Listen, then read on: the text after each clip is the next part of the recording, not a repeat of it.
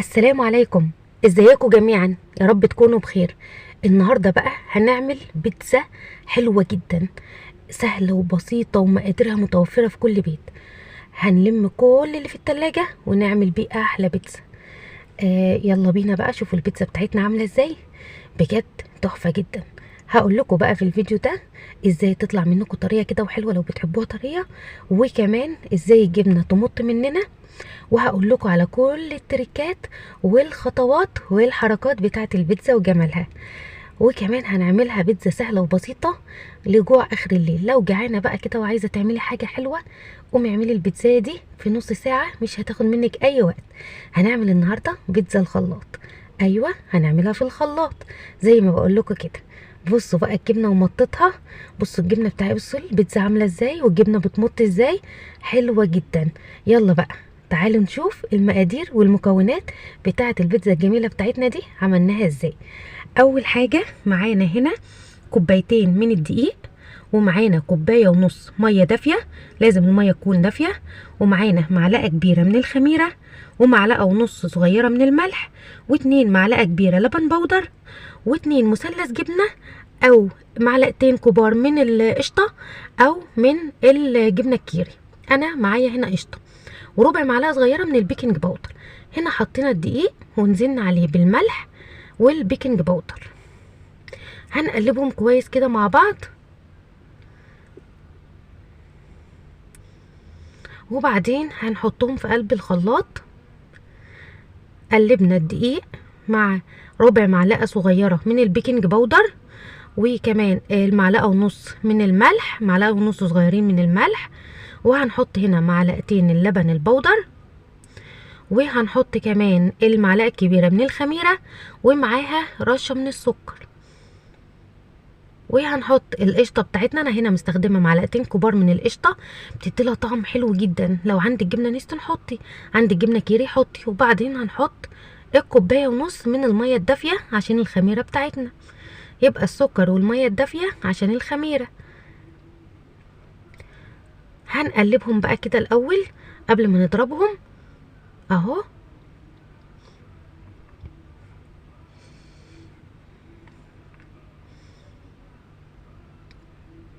وبعدين هنضربهم بقى في الخلاط لغايه ما الخليط كله يندمج مع بعض. هنا في كتل لسه، فانا بقلبهم عشان كله يختلط مع بعضه كده من فوق ومن تحت. دي اول مرحله يا جماعه معانا في البيتزا بتاعتنا. هنضربه كمان في الخلاط.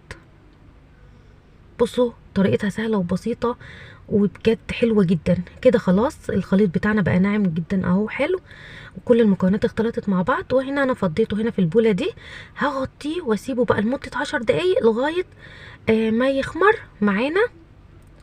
واقول لكم هنعمل ايه تاني. الخليط بتاعنا بقى خمران اهو، وشفتوا الفقاقيع بتاعته دي والخميره شغاله.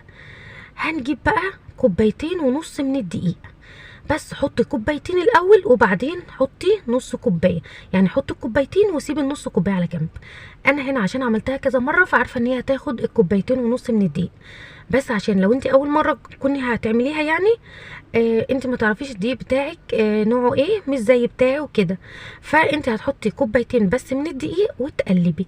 لقيتها محتاجه نص كوبايه زودي شويه بشويه، ولو لقيتيها كمان محتاجه عن النص كوبايه حطي، بس ما تحطيش مره واحده. يعني حطي كوبايتين الدقيق وقلبي وشوفي شوفيها محتاجه مش محتاجه كده. انا هنا بقى حطيتهم اهو، انا حطيت هنا كوبايتين ونص من الدقيق. انا قلبتهم كويس الاول بالمعلقه، وبعدين هعجن بقى بايدي. يعني لميت كله كده بالمعلقه، وبعدين هبتدي بقى اعجن بايدي. اهم حاجه ان انت تعجنيها كويس، اعجنيها 5 6 دقايق، اعجنيها كويس. لمي كل المكونات كده بايدك واعجني.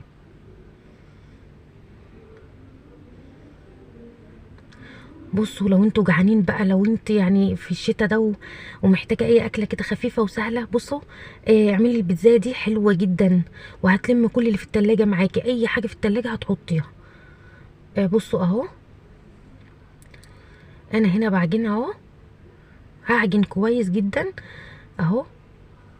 لغايه اما الم كل اللي في العجين اللي في الطبق. شفتوا الطبق فضى خالص من العجين اللي حواليه، انا عماله بعجنها. هي خدت مني كوبايتين ونص من الدقيق، انت حطي كوبايتين، لو احتاجت زودي، حتى لو احتاجت بعد الكوبايتين ونص زودي. بصوا العجينه احنا عايزينها بقى بالقوام ده، تكون ما بتلزقش وتكون في نفس الوقت طريه. واعجنيها، اعجنيها اهم حاجه واهم خطوه ان انت تعجنيها كويس. كل ما بتعجنيها كويس كل ما بتطلع معاكي حلوه جدا.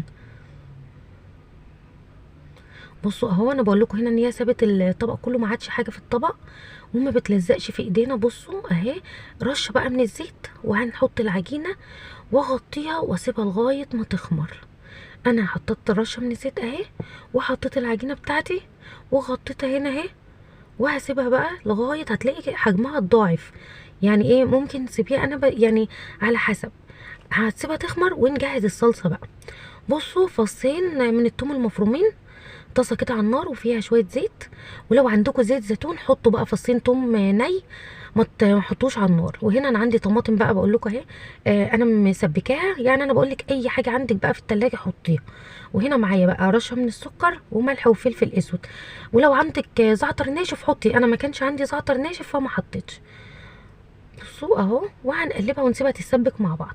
نيجي بقى للحشوه بتاعتنا. انا كان عندي هنا لحمه متعصجه.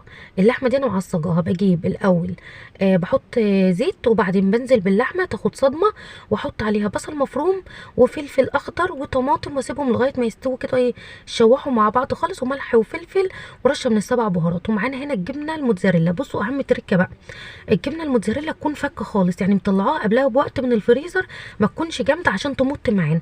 ومعايا هنا زيتون، ومعانا رومي مدخن ولانشون. يعني بقول لكم لموا اللي في التلاجة. العجينه بتاعتنا بقت خمرانه خالص اهي.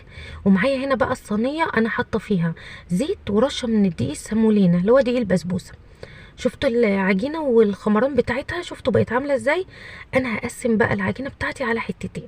بصوا انا ولادي بيحبوها مش رقيقه، فانا هعملها ايه، هقسمها كده على الصينيه دي، هعملها على اتنين.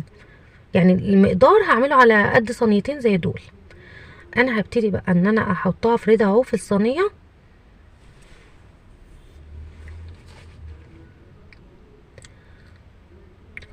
افرديها بقى كويس جدا. وبرده الصلصه بتاعتنا تكون بارده، يعني بعد ما تسيبوها وقت ما تحطوهاش وهي سخنه.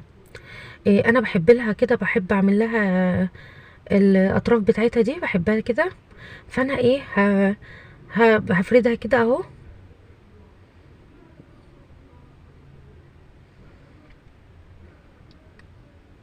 زي ما قلت لكم احنا ما بنحبهاش رقيقه. انت بقى حابه ترققي رقائق تعمليها سميكه براحتك، يعني دي حاجه ترجع لك. والحشوات حطي اي حاجه، لو في عندك حتى فلفل اخضر، عندك تونه، عندك بصي اي حاجه عندك حطيها. يعني سجق سوسيس، بس الحاجه سويها الاول، يعني الحاجه تكون مستويه الاول قبل ما تحطيها. اي حشوات بقى عندك حطي. جبن بس، يعني بصي اي حاجه اي حاجه حطيها هتطلع حلوه جدا وطعمها حلو جدا. وكمان سهله وبسيطه، يعني في اي وقت بسرعه كده بالليل لو انت جعانه هتعمليها. بصوا بقى هنا انا بخرمها كده بالشوكه، عشان لو سبتها هتنفخ معانا زياده، يعني هتختمر معانا زياده، وانا مش عايزاها تبقى اكتر من كده. والاطراف بتاعتها برضو كده اهو هخرمها كلها بالشوك. يلا بقى لو انت وصلت معايا لغايه هنا، انا اسمي نسمة، بتمنى بقى تعملي لي لايك وشير وتعملي لي اشتراك وتفعلي لي زر التنبيه عشان يوصلك اشعار مني بكل جديد.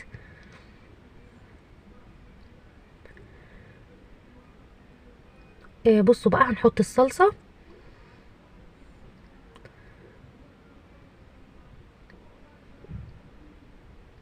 وهنفردها كده.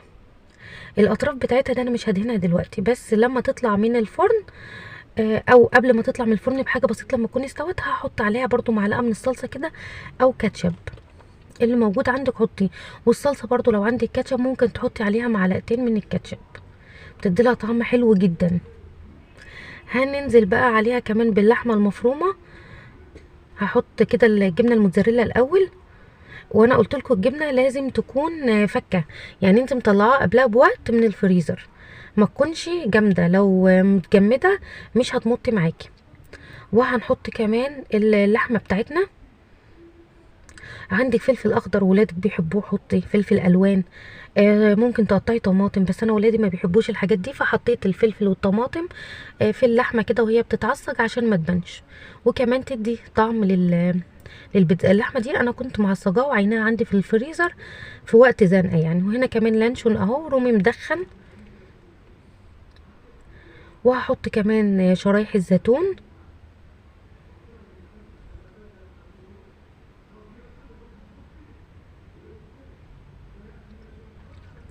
هرص بقى شرايح الزيتون كده، اي حاجه عندك بقى حطيه. الحشوه دي ترجع لذوقك وترجع لاختيارك وترجع انتوا بتحبوا ايه.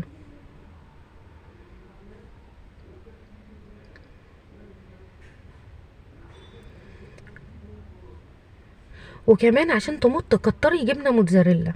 انا هنا مستخدمه جبنه موتزاريلا الحمد طبيعي اهي، وهحط كتير يعني، كتروا عشان تشد معاكم وعشان تمط معاكم.